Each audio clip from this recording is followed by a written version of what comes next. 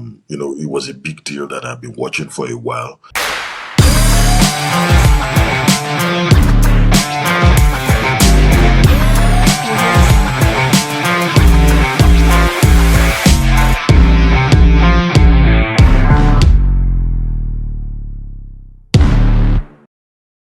Hello, good morning, everyone. This is Taiwo Nojobi once again on Landonasis Maple Sports. I'm your convener, analyst, and unapologetic fan of the game. I want to use this opportunity to say Happy New Year. Thank you very much for watching a lot of our premium sports delivery all throughout the year. We couldn't have done it because of you. I decided to take this time to just say thank you to everybody that has gone to like, share, and also, giving some kind of comments on which aspect of our sports delivery that you like, and we'll continue to find a way to bring you premium sports across board. I like to say, take a chance, try something new, and just, try to make a difference in life. This is 9 a.m. Mountain Standard Time. I'm going to just try and go straight to the point. Today I'll be focusing a bit more on baseball. Just like I've said in previous times, I've always showed a lot of love for the Toronto Blue Jays. That's my team. They play baseball differently, and I'm actually following the off season. The baseball season has not started yet, and I'm following the off season, and I'm able to catch up on some of the key transactions that they've gone. I'm so excited that they've gone ahead to get a Japanese maestro. It was a big deal that I've been watching for a while. And, they got the young man called Okamoto, very, very solid guy. He has played significantly, high number of games in Japan, and he's going to be coming to improve the squad, a bit better. But before I go deep into the new guy, Kazuma Okamoto, which they have just gone for, I just want to talk a little bit about some of the deals that the Toronto Blue Jays have gone ahead to do, and I'm going to be putting it on the screen so that we're able to see how they are clearly shaping depth across board. The Toronto Blue Jays team, I've seen that they are not waiting on prospects. They want to be able to compete right now. And what I'm seeing that they are doing clearly is they are developing what I call the 2026 to 2028 win now mentality. They're spending some good money to be able to go for good prospects, people that can help them win now. And they're also signing them onto long contracts. Okamoto signed a 4-year contract, which is a very good one. And I can tell if he's able to deliver and help the team to be able to go far in the postseason, especially with the way the years lined up, he's going to be able to get a longer year deal because he's still quite young. But before I get into Kazuma Okamoto in detail, I did some analysis of the movement by breakdown. We're able to sign a center field guy called George Bugos. Very lovely MILB deal. He's going to be taken to a lower league where he's able to develop. But right now, it's going to be more of what I call a depth outfield insurance.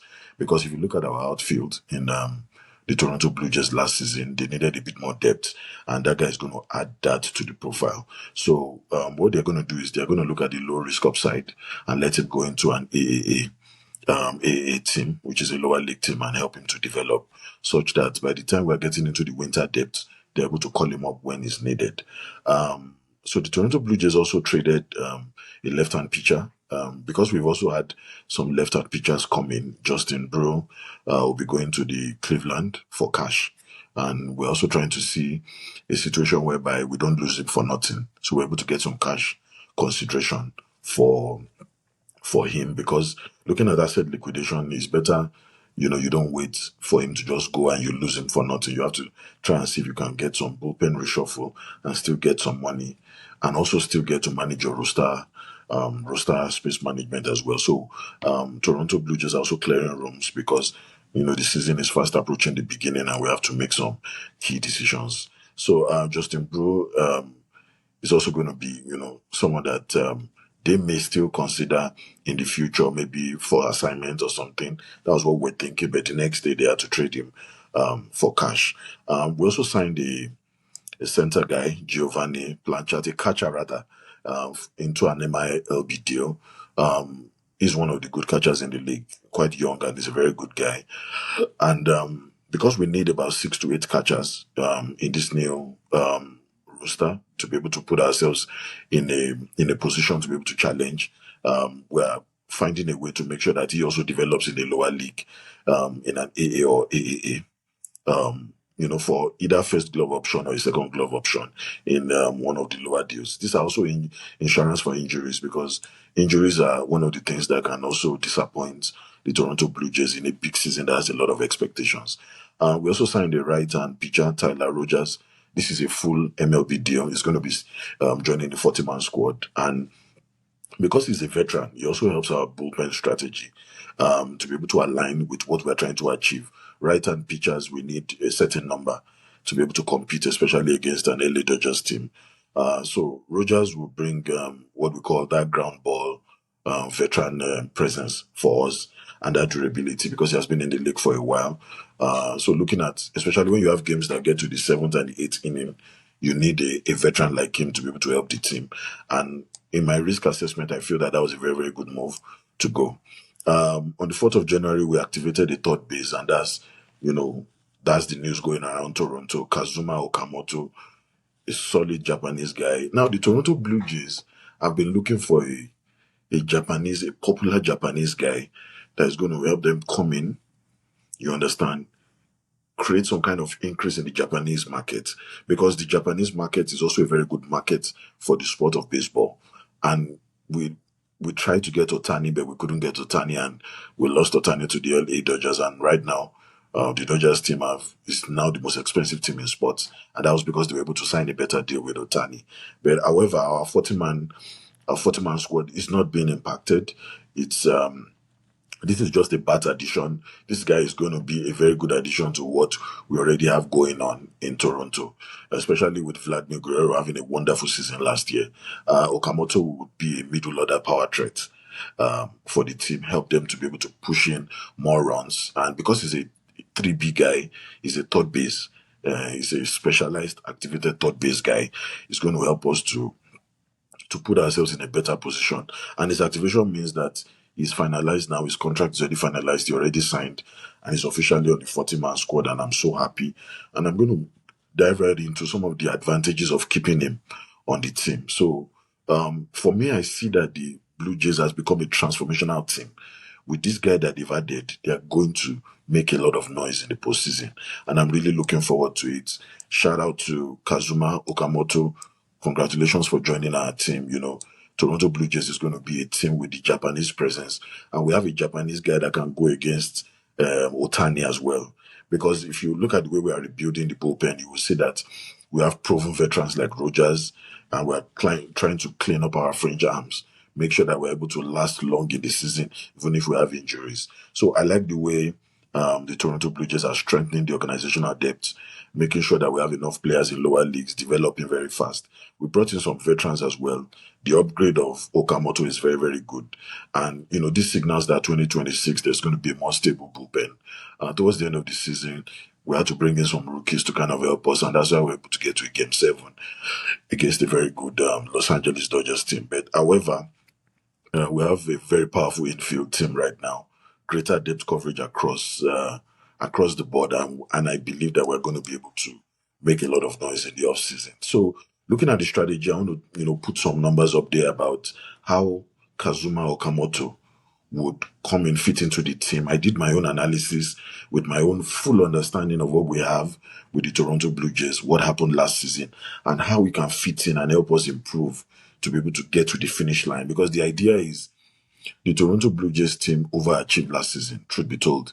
Nobody ever expected that they would get to that level. But right now, the executives of the team have taken full responsibility, and they are willing to be able to go all the way. They want to be able to invest the right way, bring in people that can win right now. And I really like the way it's going. And, I like to just put some numbers there just to let you understand the reason why the Toronto Blue Jays went for this Japanese guy. And, the guy is so good. If you look at it, they signed a 4-year, $60 million for a 29-year-old guy playing elite baseball. He has played NPB production in tremendous value in today's MLB market. So looking at what we have in the MLB today, some of his numbers are over the board. They even did numbers that were better than the MVP Otani of last season. And I'm going to go into those numbers. On the Toronto side, they've been able to locked in a 4-year deal, guaranteed $60 million, which he agreed and he signed. Now, the blend of the contract now makes sure that there's a plate discipline.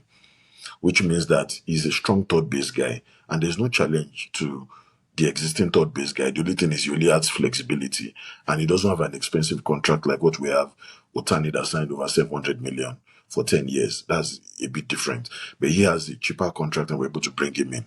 And if you look at his offensive impact, I did some research. He's a middle order stabilizer for me because he has gone 6 straight seasons with 30 plus home runs season in the NPB. You understand? He had a peak of 41 home runs in 2023. That's a very, very outstanding performance. He has a career OPS consistently nearing 0.900. Now, 0.900 are the numbers you have for MVPs in the MLB 2 or 3 seasons ago. Even last season, the MVP had less than 0.900. You understand? So if you look at the WBC performance that he showed, he can hit elite velocity and sequencing. And that's all you need to support an existing Vladimir Guerrero, who is playing at a very high level. You understand? In 2025, when a lot of people thought he was going to even reduce, he was firing and in all cylinders. He was injured he had a short season in 2023. He still had 15 home runs in 69 games. That's good enough. Those are the kind of numbers that made us go for him. And the translation is that power bat is going to help to reduce the pressure on Vladimir Guerrero, who is the best player on the team. You understand? So that's the type of bat I feel Toronto should go for. I'm happy that they went for that kind of bat guy. The guy is going to improve the team tremendously from like 0 to like close to like 88%. And I'm happy that he accepted that contract, because if another team in the US had gotten the guy, they'll probably have given him more money. So Toronto probably appeals more to him because he's young, he's just 29. He still has like 10 years productive baseball that he's going to play in his lifetime before he probably starts to get veteran contracts. If you look at the defensive and positional ripple effect in my analysis, the winners here are Disembaja, a lot of resting time. He's going to get more RF reps, which is quite good. Any Clement is going to get a second base time as a result of this as well. Now, the Blue Jays infield defense, there will be more stability and fewer moving parts, because I like the way he plays, especially when I watch some of his games in Japan. He's 29 years old, he has strong arms, and he can play games that last up to 7-8 innings. So I really like what I'm seeing from him. The losers are Alex Bregman. We were supposed to go for Alex Bregman, but right now, because he plays similarly the same way Okamoto plays, so we'll most likely not go for him anymore. Probably just stop our pursuit of Alex Bregman, because you don't want to pay premium dollars when you already have a younger 29-year-old playing at a very high level. So I did some analysis of the big picture of Toronto's offseason, looking at how much money they've spent, even within the luxury regulatory terms. Major additions, Dylan Cease, I've talked about him before, 7 years, 210 million. I'm happy that he joins an elite Toronto team. Cody Pons, 3 years, 30 million. Good deal for that. Tyler Rogers, 3 years, 37 million. And we have Shane Bieber opting for the 2026. Hopefully we don't lose Shane Bieber. He's still playing at a very high level. But he opted for the 2026 and he will still be with us on this roster for 2026. Now, Kazuma Okamoto, who I'm excited that we added to the team. And this is what's going to happen. The Japanese market is going to shift. Japan is also a country that plays very, very, very good baseball at a very high level. What we're going to achieve with this move is there's going to be heavy pursuit of merchandise when Okamoto signs. In fact, I was checking the videos. His jerseys are ready. He's going to be wearing number 7.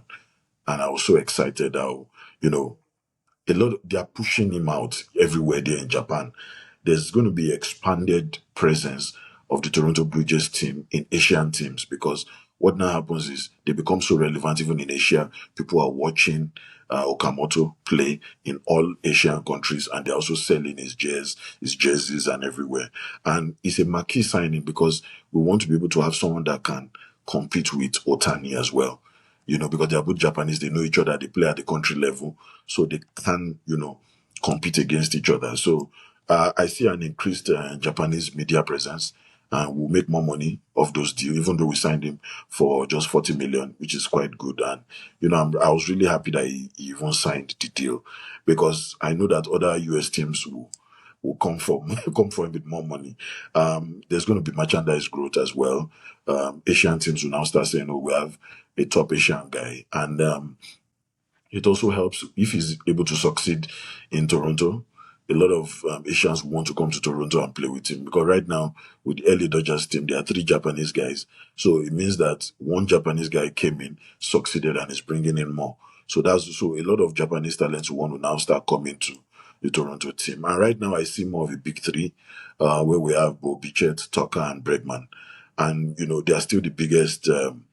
People in the team that would be happy about this move. And the question people keep asking is Okamoto going to replace Pichette and his positional value? No. The club is spending enough money to be able to keep both of them. I just hope that Bo Pichette stays and it doesn't work. If he stays, we still need him because he's a premium bat and he's going to be able to give us those energy he gave us last season.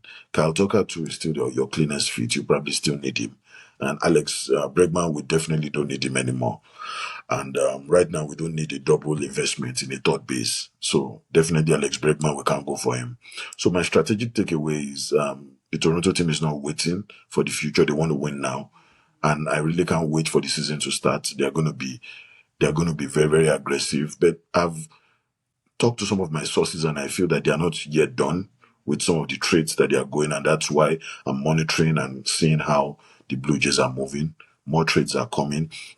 They still need one more impact bats guy, probably maybe a younger guy, because Tucker is an obvious target. So they probably still need one more impact bat. There's possibly a depth infield person, one more infielder that they need. And they need a left-handed pitcher. You understand? Left-handed bullpen arm as well to be able to just consolidate and go into the season as a complete team. Okamoto is a major step, but not the final one. And I feel that a lot of things are still going to happen. Right now, I wanted to just put a cementing on what I see from the Toronto Blue Jays team. I like what I see. I'm really excited. They've improved the lineup immediately. And they want to stop the outbreak that happened last season. And they've improved it immediately. They've strengthened their international footprint by bringing in a Japanese guy. Especially a country like Japan where baseball is, top of the notch. This kind of clarifies the roster architecture. Everybody, even in the US, they know the direction that the Toronto team is going by this move, and I'm really happy. This keeps them firmly in the World Series conversation. Everybody's talking about the Toronto move. Okamoto is big. Dylan Cease is also big. I think the Toronto team right now is acting in a way I like. They refuse to waste their competitive window. You understand? Right now, they have the talent and they are within a young age. So they have between 2026 to 2028 to make some noise. Watch out for me. I'm going to be bringing up more when the MLB starts, when the baseball season starts. We're going to be talking a bit more about how Okamoto is adjusting and making things happen. Thank you very much for your time. Thank you for staying with us. We're able to spend about 17, 18 minutes just to give you some updates on baseball. God bless you and enjoy the rest of the day. Thank you.